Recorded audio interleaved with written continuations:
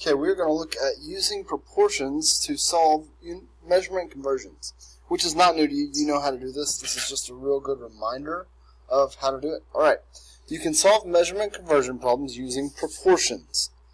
For those of you that have asked what a proportion is recently, here's a quick reminder. It is two ratios that are equal to each other. So ratio A to B is equal to ratio X to Y, whatever those numbers are. This is what a proportion is, and we see this all the time. So that's the name of it is proportion. The example we're going to look at is Miss Wallace wants to buy 2.5 gallons of sour cream for a recipe. If sour cream is only sold in 1 pint containers, how many containers will she need to buy? So we look down here at our proportion. We know we have 2.5 gallons. Now, this doesn't have labels on it. You know I always like you to put labels, so we're going to go ahead and label it gallons and pints over here.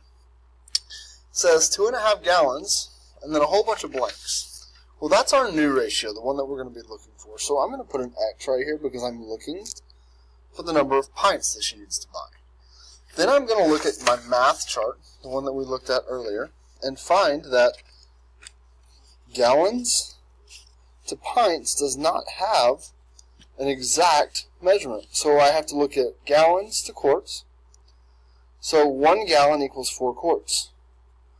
1 quart equals 2 pints, which means that 1 gallon equals 8 pints. Okay, if you're not sure how I got that, ask me later, write that in your notes, and we can go over that at a later time. Alright, so I'm going to do 1 gallon is 8 pints. Okay, so now I'm going to find my scale factor. The easiest one is going to be to go 1 to 8. How did I get from 1 to 8? I multiplied times 8. So now I'm going to do the same thing on this side, and I'm going to multiply times 8. 2.5 times 8, 2.5 times 8 gives us 20. So I know that X equals 20. Another way to do that is to make a ratio table, which we haven't really done, but it's just one more tool to put in your toolkit. If I have 1 gallon, there are 8 pints, which means if there are 2 gallons, there are 16 pints. If there are 3 gallons, there are 24 pints. Let me go ahead and put a half right here. If there's half a gallon, that would be 4 pints. So I can do 2.5 by saying, okay, 2 is 16 and half is 4, so that makes 20. I hope this is helpful.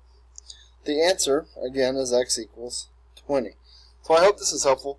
If you don't want to use this, you don't have to, but I want you to notice it also looks like the other tables that we've used.